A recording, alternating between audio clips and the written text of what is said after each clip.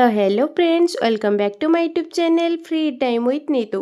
तो देखंतु Indian railway तरफ गोटे बहुत ही बढ़िया नियुक्ति सुजोग आसी जाइए जहाँकि लोको पायलट पोस्ट पाई तार एलिजिबिलिटी क्राइटेरिया कौन रोचे आउ सिलेक्शन प्रोसेस केते अछि कौन सब अछि एज केते अछि डिटेल्स रे आज आपण माने एही वीडियो द्वारा जानि परिबे। वीडियो को एंड जाय देखंतो। चैनल को जदि सब्सक्राइब न करिचंते जल्दी जल्दी सब्सक्राइब करबा सहित वीडियो रे गोटे लाइक करि नियंतो। तो चलंतु जानिबा तार डिटेल्स रे कौन सबू रहिछि वैकेंसी डिटेल्स। ओके, तो देखंतो RRB assistant loco pilot ALP requirement 2025। ठीक अच्छे, ताले तार आमे जानिबा नोटिफिकेशन फुल डिटेल्स रे कौन रही। जदि आमे ऑर्गेनाइजेशन कथा कहिबा ताले रेलवे रिक्वायरमेंट बोर्ड बा आरआरबी तरफ रु आसी अछि। टाइप्स ऑफ जॉब जदि देखिबा ताले परमानेंट जॉब अछि आउ सेंट्रल गवर्नमेंट रो जॉब ही अछि। जेहेतु रेलवे ऊपर अछि ताले सेंट्रल गवर्नमेंट रो जॉब अछि, सेंट्रल रेलवे जॉब कैटेगरी। ठीक अछि, ताले जदि पोस्ट कथा देखिबा पोस्ट है असिस्टेंट लोको पायलट एएलपी पाई की वैकेंसी आसीची कहा तरफ रु रेलवे तरफ रु। ताले चलंतु देखिबा आउ कौन सब तार रही नोटिफिकेशन डिटेल्स अच्छी तार मोड ऑफ एप्लिकेशन ऑनलाइन। यह ऑनलाइन मोड रे अप्लाई करा जीवो। ओके, ताल देखंतु who can apply all India candidate. All India रे जेते भी कैंडिडेट सब अछंती से माने समस्ते अप्लाई करि परिबे। ताले पोस्टिंग जदि आपण सिलेक्शन हेउचंती अक्रॉस इंडिया रे जॉब पाइबे। ठीक अछि, इंडिया भितर ही आपण को जॉब मिल जिवो।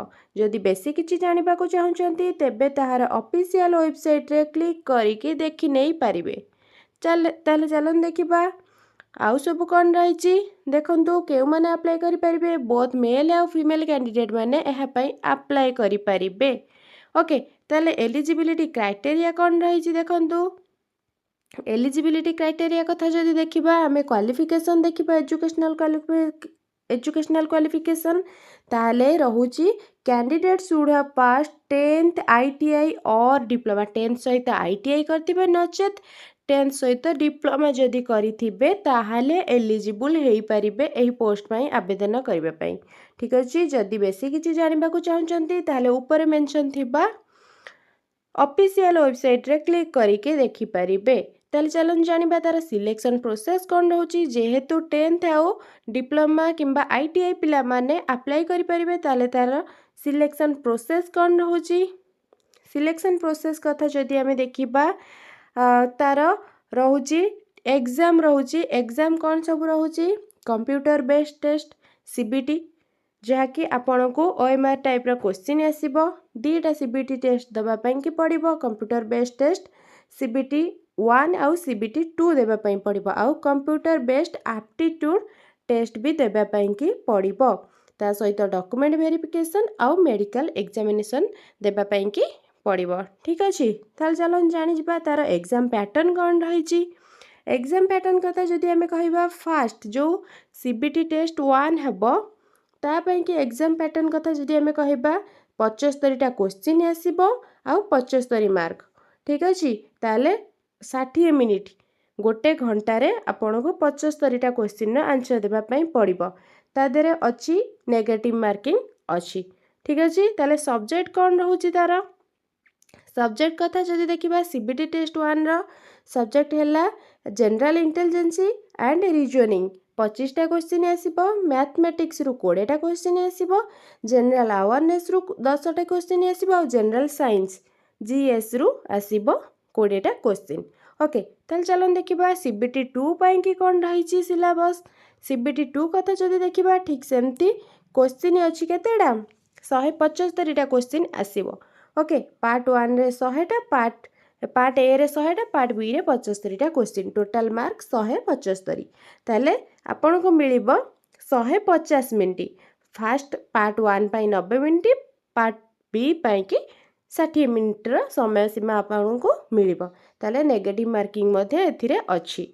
सब्जेक्ट कथा जदि देखिबा सब्जेक्ट कौन रहुची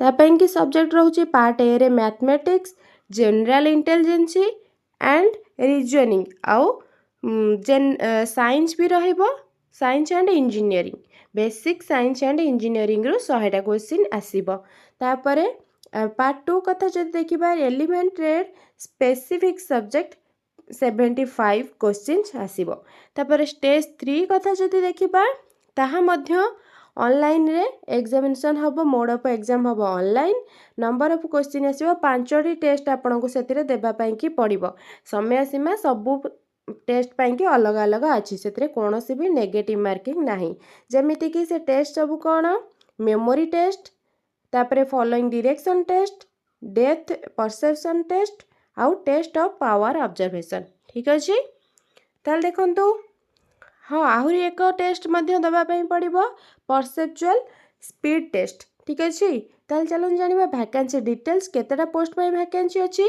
9900 पोस्ट पई की वैकेंसी अछि जदि बेसी किछि जानिबा को चाहउछन्ती कैटेगरी वाइज वैकेंसी ताहाले ऑफिशियल वेबसाइट रे क्लिक करी देखि परिबे तो देखंतु समय सीमा बयस सीमा कथा जदि आमे देखिबा ताहाले मैक्सिमम बयस सीमा है 30 मिनिमम है 18 वर्ष जदि आपण को 18 रु 30 वर्ष भितर बयस है डिप्लोमा सहित आईटीआई करछन्ती किंबा ओनली डिप्लोमा आईटीआई भी करछन्ती ताहले ए जॉब पई की एलिजिबल हेई परछन्ती आ हाँ ता सहित एज रिलैक्सेशन मध्ये अछि ताल देखंतु इंपोर्टेंट डेट कथा जदि आमे कहिबा अप्लाई डेट बहुत जल्दी अप्लाई हबा को जाउची 10 तारिख रु माने 10 एप्रिल रु अप्लाई डेट स्टार्ट हबा को जाउची आउ अप्लाई रो लास्ट डेट जदि देखिबा ताहले 9 मे रे शेष होउची एग्जाम डेट ऊपर किछि भी ऑफिशियल वेबसाइट रे मेंशन नाही खूब शीघ्र मेंशन हे जिवो एग्जाम डेट केबे ताले जदि देखिबा एप्लीकेशन फीस कथा जदि देखिबा